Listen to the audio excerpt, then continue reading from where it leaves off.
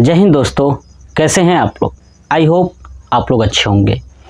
मैं केमिस्ट्री में क्लास 10 का पहला चैप्टर पढ़ा रहा था, जिसमें मैंने पिछले वीडियो में आपको ये सिखाया था कि किसी भी रासायनिक समीकरण को संतुलित कैसे किया जाता है। पूरा ये वीडियो लगभग आधे घंटे का है।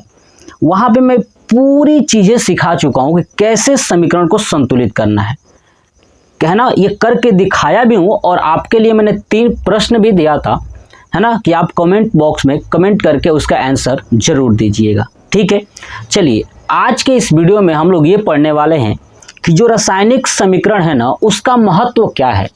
रासायनिक समीकरण का महत्व क्या है, पूरा यही जानेंगे। तो संकोच करिए, आप दिमाग पे रखिए। देखिए बहुत सारे बच्चे क्या करते हैं ना, समीकरण को रट्टा मार जाते हैं, लर्न कर लेते हैं, बट ऐसा नहीं करना है।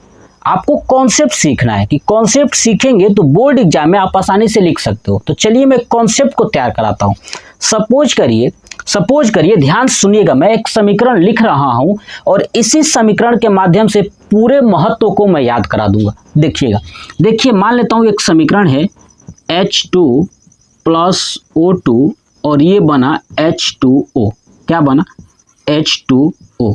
चलिए अब समझिएगा कि हाइड्रोजन और ऑक्सीजन मिलके क्या बना है, जल बना है। ठीक है, तो ये जो समीकरण आपको दिखाई दे रहा है, इस समीकरण से महत्व समझते हैं। पहला इससे क्या आपको देखने को, इस समीकरण को देखिए ना, इससे आपको क्या पता चलता है। जैसे मैं ये कहूं कि भैया एक बात बताइए, आपके घर पे साइकिल है, तो साइकिल का महत्व क्या है, तो आप क्या कहोगे कि देखिए कभी भी अगर इमरजेंसी पड़ती है तो हम साइकिल से कहीं जा सकते हैं, पेट्रोल नहीं लगता है ना, अपने शरीर का एक्सरसाइज हो जाता है। आप यही ना बताओगे कि साइकिल का महत्व यही ना है जी। वैसे ये समीकरण है, तो इस समीकरण का महत्व क्या है। तो पहला इस समीकरण को देखिए, आपको दिख रहा होगा कि तीर के बाएं तरफ ये अभिकारक है और तीर के दाएं तरफ उत्पाद है। तो पहला यही नहीं पता चल रहा है कि जो रासायनिक समीकरण है इसमें अभिकारक और उत्पाद के बारे में पता चल रहा है कि नहीं चल रहा है ना, कि जो समीकरण है उसमें अभिकारक कौन है और उत्पाद कौन है, ये पता चलता है। तो पहला यही है, देख लीजिए कि रासायनिक अभिक्रिया में भाग लेने वाले अभिकारक तथा निर्मित उत्पाद की जानकारी प्राप्त करना, है ना। यही तो महत्व है कि अभिकारक कौन सा है और उत्पाद कौन सा है, ये हमें पता चल गया। चलिए दूसरा देखिए, अब ये जो अभिकारक है, इस अभिकारक में कितने परमाणु है और जो उत्पाद है इसमें कितने परमाणु है। बात समझ में आया।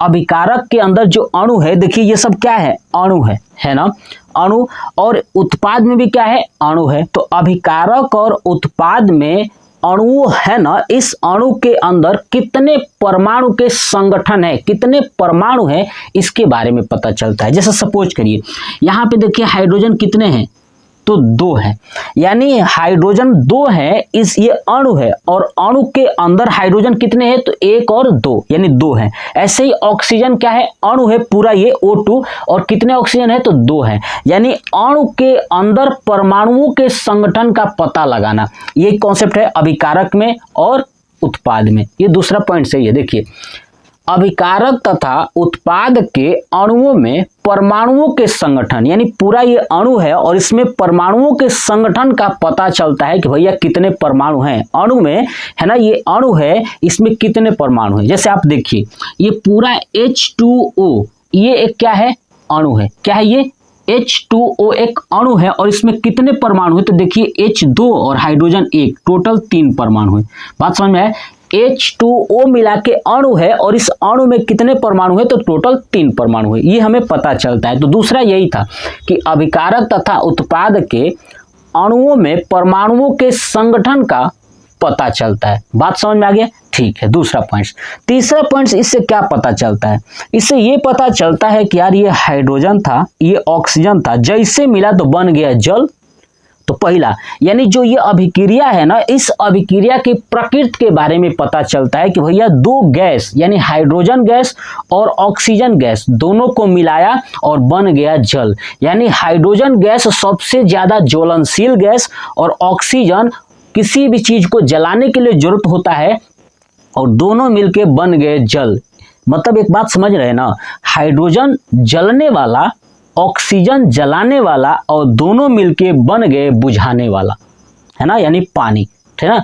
तो ये चीज, तो इनके प्रकृति का पता चलता है। हमको दिखा कि भैया ये जलने वाला है, ये जलाने वाला है, लेकिन दोनों मिलके बन गए बुझाने वाले, इन्हें इसका प्रकृति चेंज हो गया। तो तीसरा पॉइंट सही कह सकते हैं कि समीकरण से अभिक्रिया की प्रकृति का पता चलता है ना, कि समीकरण से, कौन सा समीकरण, रासायनिक समीकरण से अभिक्रिया के प्रकृति के बारे में पता चलता है। बात क्लियर होगी। चलिए चौथा पॉइंट, जब आप देख रहे हैं कि ये प्रकृति इसका चेंज हुआ है, तो बताइए इसमें से कुछ ना कुछ गैस रिलीज होगा, है ना, गैस रिलीज होगा। तो निर्मित गैस यानी अभिक्रिया में कितने गैस बन रहे हैं और उत्पाद में कितने गैस बन रहे हैं, उनके आयतनों का पता लगाया जा सकता है ना। अभिक्रिया में यानी अभिकारक में, है ना, कितने गैस बन रहे हैं और उत्पाद में कितने गैस हैं, इन सब के आयतनों का पता लगाया जा सकता है। अब आप कहेंगे इस अभिक्रिया में गैस कहाँ से आ गया। एक सिंपल एग्जांपल सुन लीजिए ना, जब भी हम चूना और पानी को मिलाते हैं तो बताइए हीट होता है, हीट के साथ साथ गैस भी होता है कि नहीं। कोई भी दुनिया का ऐसा अभिक्रिया नहीं है जहां पे गैस रिलीज न होता हो, सब जगह गैस रिलीज होता है। जैसे हम लोग भोजन खाते हैं उसमें भी गैस बनता है, और रिलीज कहां कहां से होता है आप जरूर बताइएगा कमेंट बॉक्स में, ठीक है। तो देखिए, तो ये हो गया हमारा जो है कि हाइड्रोजन और ऑक्सीजन। जब भी हाइड्रोजन और ऑक्सीजन जब कॉम्बिनेशन होंगे या कोई भी कॉम्बिनेशन होगा तो गैस जरूर रिलीज होगा, निर्मित होगा, और गैस के आयतन का पता चल जाता है इस समीकरण से कि कितना गैस बना है। तो देखिए, इस समीकरण द्वारा रासायनिक अभिक्रिया में प्रयुक्त या निर्मित, है ना, गैस के आयतन ज्ञात हो सकता है ना, या ज्ञात हो जाता है। इससे हम ज्ञात कर लेते हैं कि भैया कितना गैस बना है। तो आप इसका स्क्रीनशॉट ले लीजिए। ये था रासायनिक समीकरण का महत्व। मैंने इससे आपको समझाया। अगर जो बच्चे स्टूडेंट्स थोड़ा सा भी 10% भी अगर अपना दिमाग जो है कि मुझे दे देंगे, है ना, समझने के लिए, बस इस वीडियो को पूरा कॉन्सेप्ट देखने के लिए, ज्यादा नहीं, आपको वीडियो 2 से 3 बार देखना है, पूरा महत्व आप याद कर जाओगे। बोर्ड एग्जाम में ऐसे ही पूछा था कि रासायनिक समीकरण का महत्व क्या है। ये 2 नंबर का आ जाता है, कभी कभी 4 नंबर का आ जाता है। तो ये चारों पॉइंट्स लिख देना है। 2 नंबर का आएगा तो भी आपको 2-3 पॉइंट्स लिख देना है, और 4 नंबर का आएगा तो भी आपको ये चारों का चारों पॉइंट्स लिख देना है। समझ में आया। तो ये था रासायनिक समीकरण का महत्व। ये वीडियो कैसा लगा कमेंट बॉक्स में कमेंट करके जरूर बताइएगा, और लाइक शेयर सब्सक्राइब जरूर करिए, दोस्तों को शेयर करिए। जय हिंद।